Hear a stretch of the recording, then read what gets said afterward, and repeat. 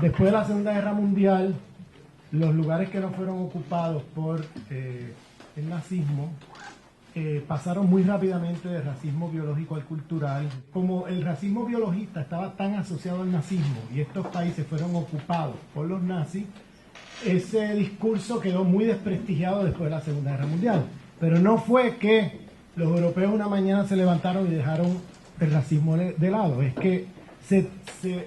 transmutó o se mutó el discurso racista de biológico en culturalista, donde ahora el discurso racista pasa por codificaciones culturalistas sobre culturas atrasadas o culturas que no tienen las normas europeas, que tienen que asimilarse o que tienen que adaptarse o cosas por el estilo. Entonces se empieza a inferiorizar al otro, no por la vía de lo biológico, sino por la vía de la cultura. Entonces se esencializa la cultura del otro, se naturaliza, y en eso se da la mano del racismo biológico. En los países que no fueron ocupados por los nazis, como por ejemplo Inglaterra y los Estados Unidos, el discurso de racismo biológico continuó después de la Segunda Guerra Mundial, no fue problematizado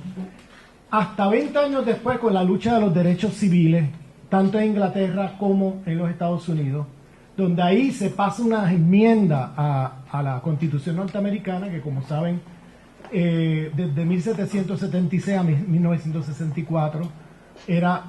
legal discriminar contra alguien no blanco, y eso estaba en la Constitución americana estipulado,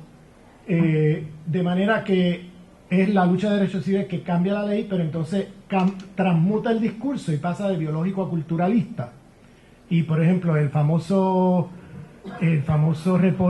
informe del famoso profesor de Harvard, senador de Massachusetts por 50 años del Senado americano, Moynihan, que hace un informe sobre la pobreza de los afroamericanos y dice que el problema de los afroamericanos, esto es un informe en el año 65, que el problema de la pobreza de los afroamericanos ya no es un problema genético de inferioridad genética, es que ellos tienen una cultura que viene del occidente de África, donde las mujeres producen hijos sin tener un hombre en el hogar. Y entonces eso es lo que hace que es un rasgo cultural que arrastran desde África, ¿entiendes? Y por eso ellos no pueden formar una familia normal, etcétera. Por eso no hay un hombre en el hogar, las mujeres producen hijos como conejos, etcétera. Ese es el tipo de discurso ya donde no van a decir son inferiores racialmente. Ahora van a decir, no, es que su cultura es inferior y es el que le produce la pobreza en esas comunidades. O sea, donde ya no se va a cuestionar la historia de dominación, inferiorización, explotación de los negros en los Estados Unidos, sino que ahora se sigue atribuyendo el problema a la propia comunidad negra, antes por razones biológicas y ahora, después de la enmienda de los derechos civiles, ahora es por razones culturalistas. Entonces, a partir de 1965, el discurso racista biológico se convierte en el discurso hegemónico